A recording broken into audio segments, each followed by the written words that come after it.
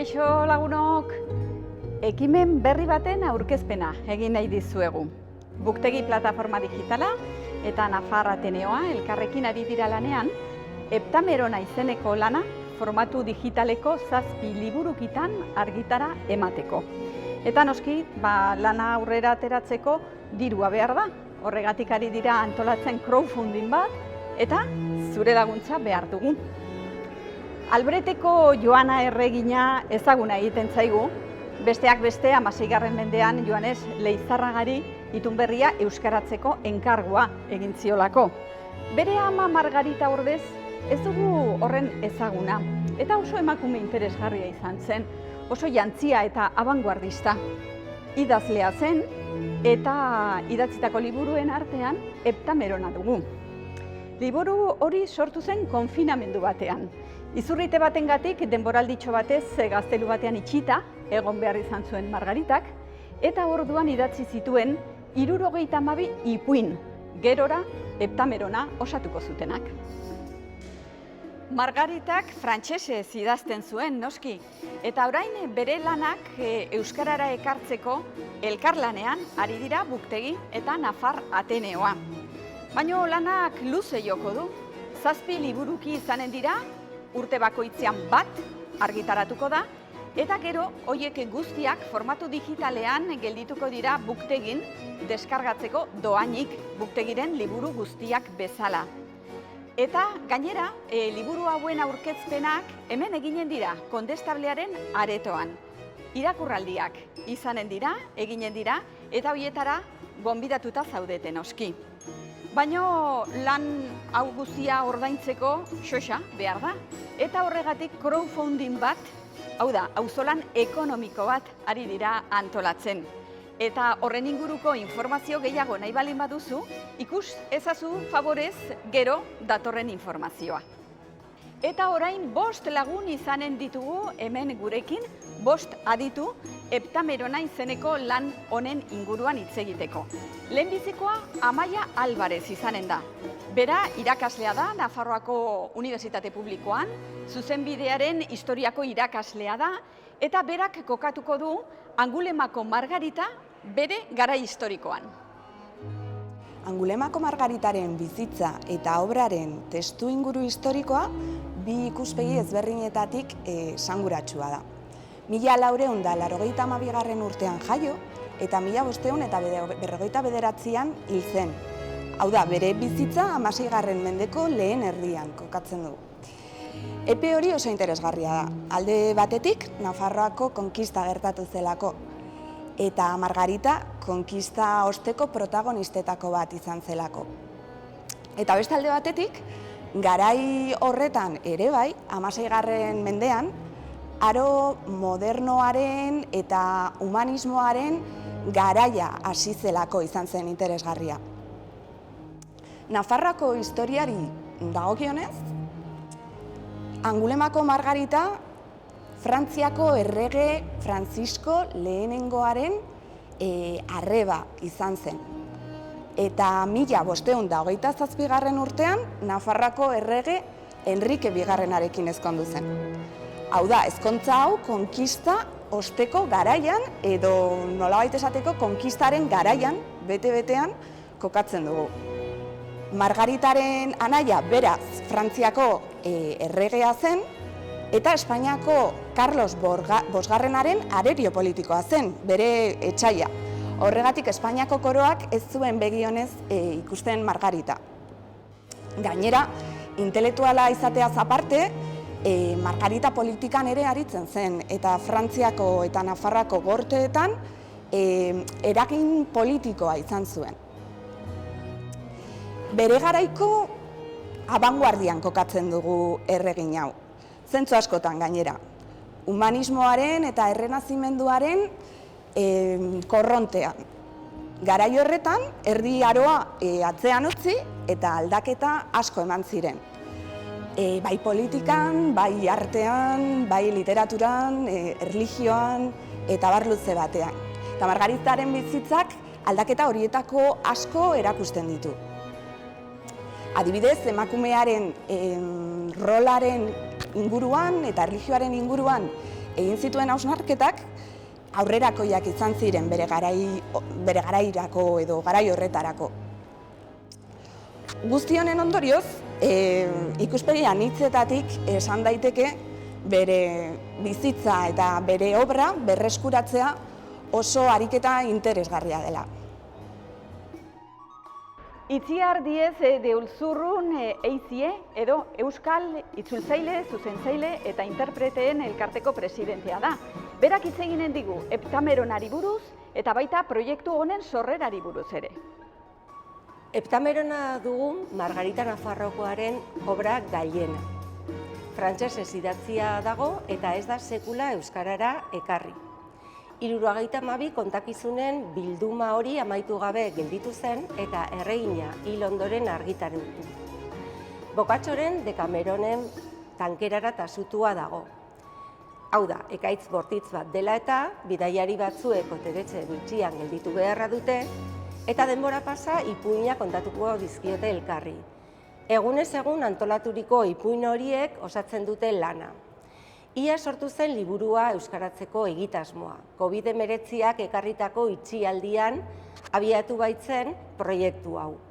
Esan liteke, beraz, itzulpena liburuan kontatzen zaizkigun antzeko inguruabarretan hasi zela ontzen. Fito Rodríguez idazlea dugu, bultzatzaile nagusia, hura hasi baitzen itzultzen Xabier Artolarekin batera. Liburuko lehenbiziko eguneko kontakizunak euskaratu dituzte eta Josu Zabaleta aritu da zuzentzaile. Orain, Aritz Branton itzultzaile eta buktegiko arduraduna eta Nafar Ateneoko Euskara eta Euskal Kultura sailak, Inez Gaztiellarekin bitartez, biek hartu dute bere gain proiektuaren lema. Egitasmoari segida ematea baita orain erronka. Asmoa da urtez urte egun guztietako ipuinak antolatzea, urtero jendaurreko irakurraldia egitea eta proiektuari biltzea bateko eta besteko itzultzaileak, ibilbide eta eskarmentu ezberdinekoak. Inma Errea, kazetaria, idazlea, itzultzailea eta Iruñeko udalaren euskara zerbitzuko buruak azpimarratuko du zeinen garrantzitsua den hemen Iruñean bertan lehenbiziko irakurraldiak egitea. Oso egokia iruditzen zait Heptameron obra honen itzulpenaren lehen irakurraldia Iruñean egitea. Zergatik, hain zuzen, haren egileak Margarita Nafarrokoa Nafarroari oso estuki lotuta zegoelako edo nolabait lotuta zegoelako historiko. Bestetik, pozgarria da niretzat, irakurraldi horretan parte hartu ahal izatea. Lehenengo nik eta behin obragatik. Obra klasiko bat da, geure Euskal Herriko ingurune historikoan egina, sortua, eta emakume batek sortua gainera. Eta bestetik, itzulpenak ere, haren itzulpen proiektuak baditu ezaugarri bereziak, niretako interesgarriak. Lehenik eta behin, obra hori irakurle euskaldunoi hurbiltzeko manera bat da, geure hizkuntzan irakurri izango dugu Heptameron hori, bestetik obra kolektibo bat da, itzulpen kolektiboa, eta horri ere interesgarria deritzot, eta hirugarren, modu digitalean argitaratu behar denez, jendeari, publiko guztiari irekita egonen da. Jon Oria, historialari nafar ezagunak, Margarita erreginaren biografia egin zuen. Eta hor, oso interesgarria eta gaurkotasun handikoa den ideia bat azpimarratu zuen. Margaritak lan honetan feminismo intelektuala egiten duela. Eta horrela azaltzen zuen. Boccacioren Dekameron liburuan gizonek irri egiten zieten emakumei. Eta Heptameronean aldiz kontrakoa gertatzen da. Emakumeak beti garaile ateratzen direla gizonen aitzinean. Izurrite batek eragindako konfinamendu batean izan zuen sorrera Heptameronak. Eta orain beste itxialdi batean sortu da hori euskarara ekartzeko proiektua. Honetaz mintzatuko gara Josu Jimenez Maia idazlearekin. Eta bukatzeko, Heptamerona izeneko liburu honetako ipuintxo bat aditu ahal izanen dugu Miren Tirapuren ahotsean. Hori aperitifa moduan. Navarre shall be the wonder of the world. Shakespearek erraten zuen gisara, eta hoi erraten zuen, gaur egungo ingelesa modernoaren sustraiak ezartzen ari ziren garaian. Eta hori erraten zuen, Margarita Nafarroakoa erreginaren gorte errenazentista hura goguan. Eta hori, Margarita Nafarroakoren Heptamerona ezagutzen zuelako erranen zuen, segurazki. Munduko literaturaren klasiko bat da. Margarita Nafarroakoak frantsesez idatzia eta lingua navarrorum delakoan ez zegoena, oraino. Heptameronean itxialdi batean kontatutako ipuinak eta istorioak biltzen dira. Bitxia da gero, COVID-19 ondoriozko itxialdia baliaturik Heptamerona euskaratzeko egitasmoari ekin zaio. Heptameronak 72 ipuin edo historia dakartza, 7 egunetan antolatuak, eta bistean da, itzultzeko lan handizkoa da. Horregatik, egun bateko ipuinak euskaratzen, zuzentzen eta apailetzen urte bete joan da. Baina egitasmo izatetik proiektu izatera urratsa itzina eman dugu. Segidan, horren erokusgarri, Heptameronaren ipuin bat. Bazen behin, Kulongo portuan, Niortetik gertu, batelari bat. Jendea ibaiaz bertze aldera eraman bertzerik egiten ez zuen gau eta egun. Egun batean, Niort horretako bi kordelierrek ibaia gurutzatu zuten, biek bakarrik batelariarekin. Eta pasagunea Frantziako luzeenetakoa denez, asperdura pasarazteko batelaria enamoratu nahian hasi ziren biak. Baina batelariak behar bezala erantzun zien. Hala ere haiek bideak nekatuta ez zeudenez eta hezur hotzak izozturik ere eta ez da emakumearen arbuioagatik lotxatuta ere, indarrez hartzea erabaki zuten. Edo bestela, batelariak uko eginez gero, ibaiara botako zutela deliberatu zuten. Neskak berriz, haiek faltsuak eta maltzurrak bezain zuhurra eta prestua baitzen, errantzien. Eneiz iduri dudan bezain zakarra, baina bi gauza eskatu eginen dizkizuet, arren, eta gero ikusi eginen duzue emateko prestago nagoela ni zuek eskatzeko baino. Bi kordelariek San Frantziskorengatik zin egin zioten, eskatzen zioten guzia emanen ziotela nahi zutena lortzeko. Eskatzen dizuet, errantzienak. Zin egin dagizuela, inori ez diozuela inoiz gure abentura hau aipatu eginen. Haiek pozik agindu zioten hori, eta gero bereak errantzien. Plazera banan hartu eginen duzue nigandik. Zeren lotxatu eginen bainintzateke, biek batera ikusi eginen banin duzue. Erabaki bada bietatik zeinek izan nahi duen lehena. Haiek ikusi zuten eskatutakoa oso bidezkoa zela. Eta gazteenak onartu zuen zaharrena izanen zela lehenengoa. Horrela, uharte txiki batera hurbildurik, batelariak gazteenari errantzion. Abade txitona, gera zaitez hemen otoitz egiten, zure laguna bertze uharte batera eramaten dudan bitartean. Eta iluntzen denean, goraipatzen baldin banau, hemen geratu eginen da eta biok elkarrekin joanen gara. Gazteak uhartera jauzi egin zuen. Zaharra, batelariak bertze uharte batera eraman zuena noiz itzuli eginen. Baina, ara iristean, bere ontzia zuhaitz bati lotu izanen balu bezala, hau errantzion fraideari. Lagun, zoaz eta ikusi lehenago ea non kokatzen garen. Abadea uharteara joan zen, leku egoki baten bila, baina batelaria ura lehorrean ikusi bezain laster, zuhaitzari ostiko bat emanik, ibaian barrura urrundu zen txalupan eta bi fraideonak bi uharti desberdin haietan utzi zituen. Alzuen garrasi handiena egiten zien bitartean. Itxaron jaunak, jainkoaren eingerua kontsolatzeko, daukazue niregandik behintzat inolako kontsolamendurik lortuko ez baituzu eta.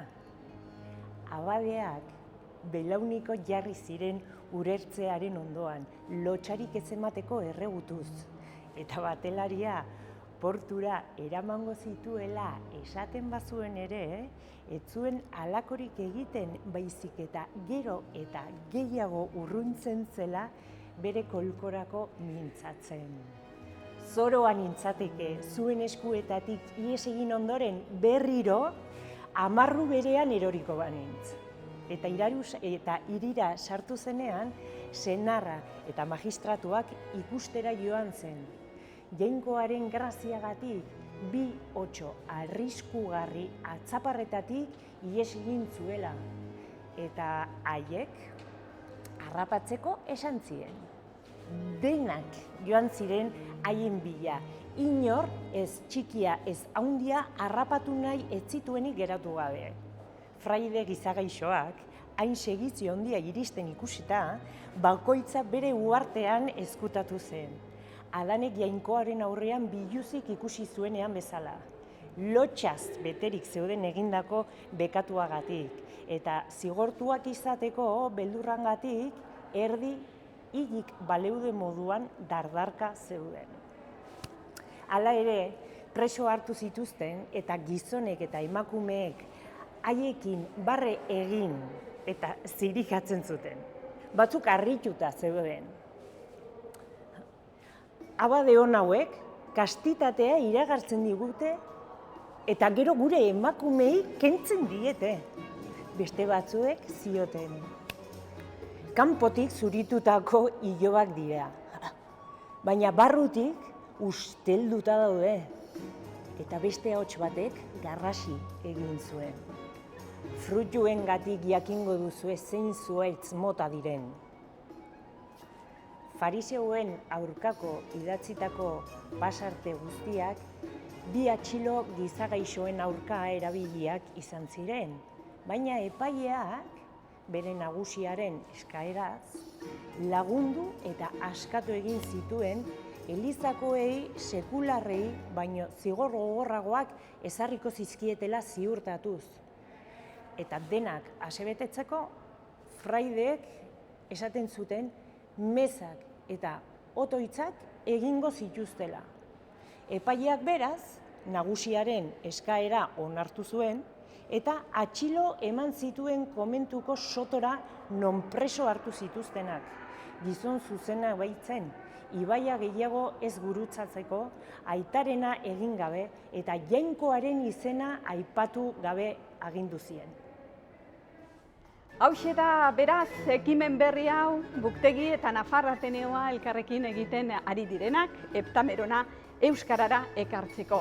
Eta zuk ere, ekarpena egin nahi baldin baduzu, ongito etorria izanen da, zalantzarik gabe.